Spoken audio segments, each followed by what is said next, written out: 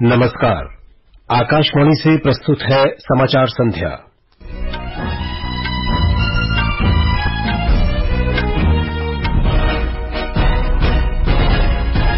प्रधानमंत्री और भारतीय जनता पार्टी के वरिष्ठ नेता नरेंद्र मोदी ने हरियाणा विधानसभा चुनाव के लिए पार्टी का प्रचार कुरुक्षेत्र से आरंभ किया।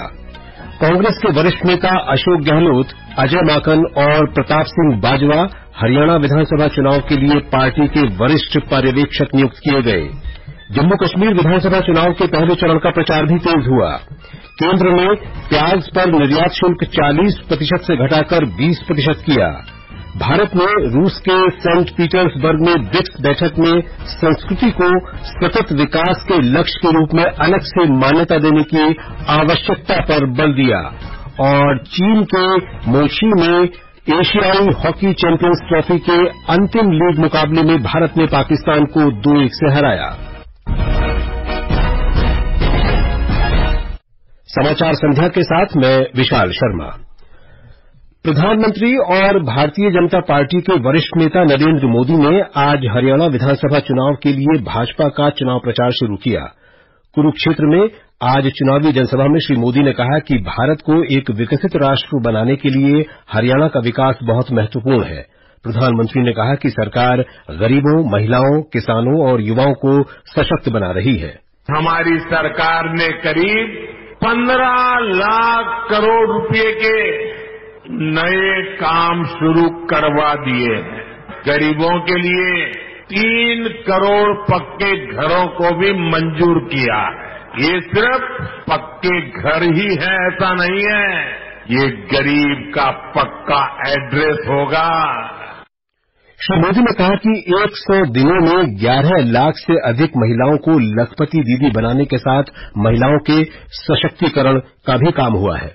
हम देश में 3 करोड़ लखपति दीदी बनाने के लिए काम कर रहे हैं। बीते सालों में 1 करोड़ लखपति दीदी बन चुकी है और इन 100 दिनों में देश में 11 लाख से ज्यादा नई लखपति दीदियां बन चुकी है। प्रधानमंत्री ने आरक्षण, किसान और भ्रष्टाचार के मुद्दे पर कांग्रेस की आलोचना की। उन्होंने कांग्रेस को आरक्षण विरोधी बताते हुए कहा कि कांग्रेस तुष्टीकरण की राजनीति करती है। अपने संबोधन के दौरान श्री नरेंद्र मोदी ने किसान, गरीब, युवाओं और महिलाओं के हित से जुड़ी हाल में उठाए गए कदमों का जिक्र किया। उन्होंने आरक्षण और भ्रष्टाचार के मुद्दे पर कांग्रेस को घेरा। प्रधानमंत्री की रैली को कुरुक्षेत्र और उसके आसपास के जिलों की 23 विधानसभा सीटों के उम्मीदवारों के लिए महत्वपूर्ण माना जा रहा है। विधानसभा चुनाव के दौरान भाजपा विकास कार्यों और सुशासन के आधार पर मतदाताओं का समर्थन हासिल करने की कोशिश कर रही है, जबकि कांग्रेस किसानों और बेरोजगारी का मुद्दा उठा रही है। भाजपा पहली बार 2014 में हरियाणा में सत्ता में आई थी और इस बार भी राज्य में तीसरी बार सत्ता हासिल करने की कोशिश कर रही है। कुरुक्षेत्र से आकाशवाणी समाचार के लिए आनंद कुमार। उधर जम्मू कश्मीर विधानसभा चुनाव का प्रचार भी तेज हो गया है। प्रधानमंत्री मोदी ने आज जम्मू कश्मीर के डोडा में एक जनसभा को संबोधित किया। उन्होंने जम्मू कश्मीर के लोगों से विधानसभा चुनाव में भारतीय जनता पार्टी प्रत्याशियों को वोट देने का आग्रह किया। श्री मोदी ने कहा कि सुरक्षित और समृद्ध जम्मू कश्मीर एक साथ मिलकर बनेगा। उन्होंने कहा कि जम्मू कश्मीर के युवा आतंकवाद से पीड़ित हैं और पार्टियां लोगों को गुमराह करके परिवारवाद को बढ़ावा दे रही हैं। दशकों तक यहाँ परिवारवाद ने यहाँ के बच्चों को, यहाँ के होनहार नौजवानों को आगे नहीं आने दिया और इसलिए ही 2014 में सरकार में आने के बाद मैंने जम्मू कश्मीर में नौजवानों की नई लीडरशिप को आगे लाने का प्रयास किया है। नेशनल कॉन्फ्रेंस के उमर अब्दुल्ला ने दक्षिण कश्मीर के अनंतनाग जिले में आज एक रैली को संबोधित किया। उन्होंने कहा कि उनकी पार्टी सत्ता में आने पर लोगों के हितों के लिए काम करेगी। भारतीय जनता पार्टी की सैयद दरख्शां अंद्राबी ने पुलवामा जिले के अबाहामा में एक रैली को संबोधित किया। उन्होंने युवा मतदाताओं से वर्षों से चली आ रही वंशवाद की राजनीति से बचने की अपील की। पीपुल्स डेमोक्रेटिक फ्रंट के हकीम मोहम्मद यासीन ने बड़गाम में एक रैली को संबोधित किया। उन्होंने कहा कि वंशवाद की राजनीति ने हमेशा जम्मू कश्मीर के लोगों के हितों के साथ समझौता किया है। जम्मू कश्मीर में 10 साल बाद चुनाव हो रहे हैं और ये बहुत ही महत्वपूर्ण चुनाव हैं। 24 विधानसभा सीटों में से 16 सीटों पर पहले चरण में चुनाव होंगे, जिनमें दक्षिणी कश्मीर और पुलवामा प्रमुख निर्वाचन क्षेत्र हैं।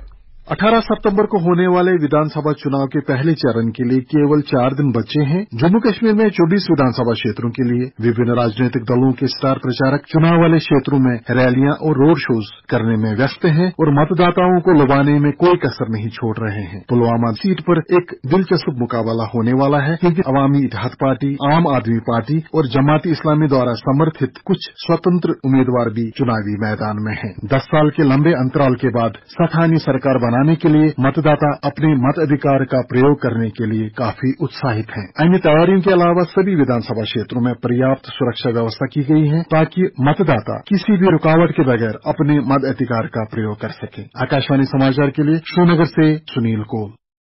कांग्रेस अध्यक्ष मल्लिकार्जुन खड़गे ने आज हरियाणा विधानसभा चुनाव के लिए पार्टी के 3 वरिष्ठ नेताओं अशोक गहलोत, अजय माकन और प्रताप सिंह बाजवा को पर्यवेक्षक नियुक्त किया है। हरियाणा विधानसभा के लिए मतदान 5 अक्टूबर को होगा और मतगणना 8 अक्टूबर को की जाएगी। ये समाचार हमारी वेबसाइट www.newsonair.gov.in और हमारे न्यूज ऑन एआईआर ऐप पर भी उपलब्ध हैं। छोटे किसानों की शक्ति, कोऑपरेटिव की शक्ति और भारतीय नस्लीय पशुओं की शक्ति मिलकर एक अलग ही ताकत बनती है। इस ताकत को बढ़ाने और डेयरी के विकास में जुटे पशुपालकों, तकनीशियनों व डेयरी सहकारी समितियों को प्रोत्साहित करने के उद्देश्य से पशुपालन एवं डेयरी विभाग दे रहा है राष्ट्रीय गोपाल रत्न अवार्ड, जिसमें इस बार से पूर्वोत्तर क्षेत्र को भी शामिल किया जा रहा है। आवेदन के लिए awards.gov.in पर जाएं या अपने नजदीकी कॉमन सर्विस सेंटर पशु चिकित्सा। समाचार संध्या में आपका फिर स्वागत है। प्रधानमंत्री नरेंद्र मोदी कल झारखंड के जमशेदपुर में टाटानगर पटना वंदे भारत रेलगाड़ी सहित 6 वंदे भारत रेलगाड़ियों को हरी झंडी दिखाकर रवाना करेंगे। श्री मोदी 660 करोड़ रुपए से अधिक की कई रेलवे परियोजनाओं का लोकार्पण और शिलान्यास भी करेंगे। ब्यौरा हमारे संवाददाता से। प्रधानमंत्री नरेंद्र मोदी टाटानगर पटना वंदे भारत एक्सप्रेस ट्रेन के अलावा भागलपुर दुमका हावड़ा, गया हावड़ा, देवघर वाराणसी, राउरकेला हावड़ा और ब्रह्मपुर टाटानगर वंदे भारत को हरी झंडी दिखाकर रवाना करेंगे। इन ट्रेनों का उद्देश्य झारखंड और पड़ोसी राज्यों में रेल कनेक्टिविटी और सुविधा को बढ़ावा देना है। वंदे भारत के परिचालन के बाद देवघर के बैद्यनाथ धाम, वाराणसी के विश्वनाथ मंदिर, कोलकाता के काली घाट और बेलूर मठ में धार्मिक पर्यटन को बढ़ावा मिलेगा। इस बीच प्रधानमंत्री श्री मोदी कल जमशेदपुर के गोपाल मैदान में एक जनसभा को भी संबोधित करेंगे। जमशेदपुर से कृष्ण कुमार लाल।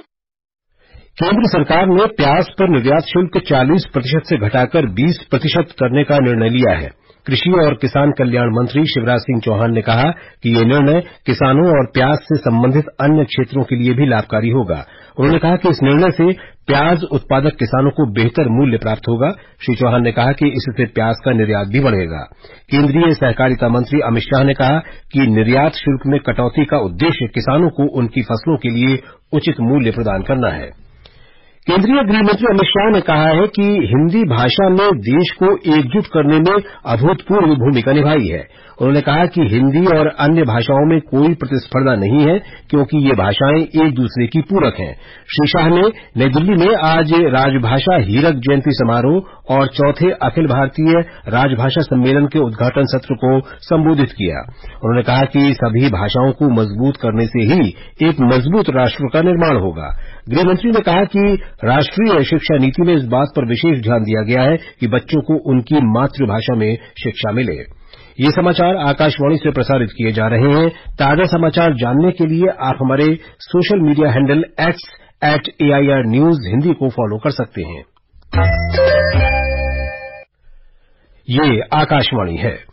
भारत ने ब्रिक्स बैठक में संस्कृति को सतत विकास लक्ष्य के रूप में अलग से मान्यता देने की आवश्यकता पर बल दिया है। एक रिपोर्ट। रूस के सेंट पीटर्सबर्ग में ब्रिक्स संस्कृति मंत्रियों की 9वीं बैठक में संस्कृति मंत्रालय के सचिव अरुणेश चावला ने वैश्विक विकास कार्य नीतियों में संस्कृति को स्थान देने की आवश्यकता व्यक्त की। उन्होंने ब्रिक्स देशों को रचनात्मक उद्योग, नवाचार और रोजगार सृजन तथा आर्थिक विकास और सामाजिक विकास को प्रोत्साहन देने के लिए अपनी सामूहिक सांस्कृतिक शक्तियों का लाभ उठाने की आवश्यकता का उल्लेख किया। बैठक में भारत के 4 सदस्यीय शिष्टमंडल ने संस्कृति की शक्ति का उपयोग करने का सुझाव दिया। उन्होंने कहा कि संस्कृति आर्थिक विकास और सामाजिक समावेशन को बढ़ावा देने का मुख्य आधार है। समाचार कक्ष से मैं मुकेश कुमार। रूस ने सरकारी टेलीविजन चैनल आरटी पर अमरीकी प्रतिबंधों की आलोचना की है। मॉस्को में आज ब्रिक्स मीडिया शिखर सम्मेलन में रूस के विदेश मंत्रालय की प्रवक्ता मारिया ज़खारोवा ने कहा कि रूसी मीडिया चैनलों पर अमरीका के नए प्रतिबंध आक्रामक कदम है। श्रीलंका में 21 सितंबर को राष्ट्रपति चुनाव होंगे। हमारे संवाददाता ने बताया है कि इस चुनाव में 1 करोड़ 70 लाख से अधिक मतदाता 38 उम्मीदवारों के भाग्य का फैसला करेंगे।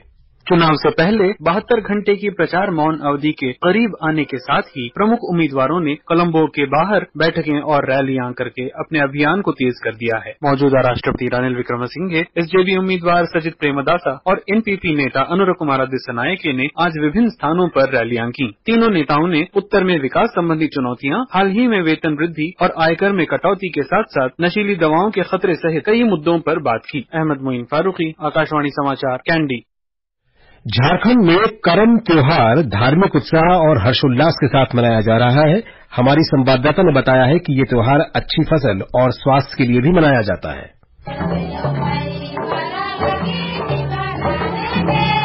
झारखंड में आज धूमधाम के साथ प्रकृति पर्व करम मनाया जा रहा है। मनुष्य अच्छे कर्म करे और उन कार्यों पर करम देवता की कृपा दृष्टि बनी रहे, इस कामना के साथ करम पर्व मनाया जाता है। बहनें खासकर अपने भाइयों के सुकार्य और तरक्की के लिए करम देव की उपासना करती हैं। यह पर्व न केवल झारखंड, छत्तीसगढ़, मध्य प्रदेश और उड़ीसा के आदिवासी बहुल इलाकों में बल्कि नेपाल में भी मनाया जाता है।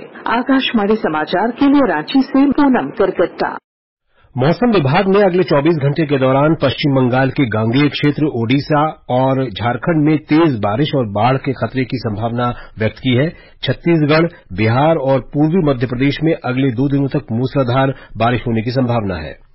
उत्तर प्रदेश में गंगा, यमुना, घाघरा, शारदा, केन और चंबल नदियां कई दिनों से हुई बारिश और बांध से छोड़े गए पानी की वजह से खतरे के निशान से ऊपर बह रही हैं। इनमें बदायूं में गंगा, बांदा में केन और धौलपुर में चंबल नदी खतरे के निशान से ऊपर बह रही हैं। उत्तर प्रदेश के 18 जिलों में कई गांव बाढ़ से प्रभावित हैं। एनडीआरएफ, एसडीआरएफ और पीएसी की 74 टीमों को बाढ़ प्रभावित जिलों में तैनात किया गया है। म्यांमा में यागी तूफान के कारण आई बाढ़ के कारण 2,30,000 से अधिक लोगों को अपना घर छोड़ना पड़ा है। राजधानी नेपिडॉ सबसे अधिक प्रभावित है। सैन्य शासन जुंटा ने राहत कार्यों के लिए विदेशी सहायता का आग्रह किया है। सेना ने कहा है कि बाढ़ और भूस्खलन से 33 लोग मारे गए हैं। राष्ट्रपति द्रौपदी मुर्मू ने ओणम की पूर्व संध्या पर देशवासियों को शुभकामनाएं दी हैं। अपने संदेश में उन्होंने कहा कि ओणम केरल के लोगों की समृद्ध सांस्कृतिक विरासत को मनाने का पर्व है। चीन के मोची में एशियाई चैंपियंस ट्रॉफी टूर्नामेंट के 5वें और अंतिम पूल मैच में आज मौजूदा चैंपियन भारत ने पाकिस्तान को 2-1 से हराकर अपनी जीत का सिलसिला बरकरार रखा है। भारत के लिए कप्तान हरमनप्रीत ने 2 गोल किए। भारतीय टीम ने टूर्नामेंट में लगातार 5वीं जीत दर्ज की। सोमवार को सेमीफाइनल में भारत का मुकाबला कोरिया से और पाकिस्तान का मुकाबला चीन से होगा। एथलेटिक्स में भारत के 2 बार के ओलंपिक पदक विजेता नीरज चोपड़ा आज देर रात बेल्जियम की राजधानी ब्रसेल्स में डायमंड लीग फाइनल के भाला फेंक में प्रतिस्पर्धा करेंगे, जो भारतीय समयानुसार 1:52 पर शुरू होगी। और अब अंत में मुख्य समाचार एक बार फिर। प्रधानमंत्री और भारतीय जनता पार्टी के वरिष्ठ नेता नरेंद्र मोदी ने हरियाणा विधानसभा चुनाव के लिए पार्टी का प्रचार कुरुक्षेत्र से आरंभ किया। कांग्रेस के वरिष्ठ नेता अशोक गहलोत, अजय माकन और प्रताप सिंह बाजवा हरियाणा विधानसभा चुनाव के लिए पार्टी के वरिष्ठ पर्यवेक्षक नियुक्त किए गए। जम्मू कश्मीर विधानसभा चुनाव के पहले चरण का प्रचार तेज हुआ। केंद्र ने प्याज पर निर्यात शुल्क 40% से घटाकर 20% किया। भारत ने रूस के सेंट पीटर्सबर्ग में ब्रिक्स बैठक में संस्कृति को सतत विकास के लक्ष्य के रूप में अलग से मान्यता देने की आवश्यकता पर बल दिया और चीन के मोशी में एशियाई हॉकी चैंपियंस ट्रॉफी के अंतिम लीग मुकाबले में भारत ने पाकिस्तान को 2-1 से हराया। इसके साथ ही समाचार संध्या का ये अंक समाप्त हुआ। नमस्कार।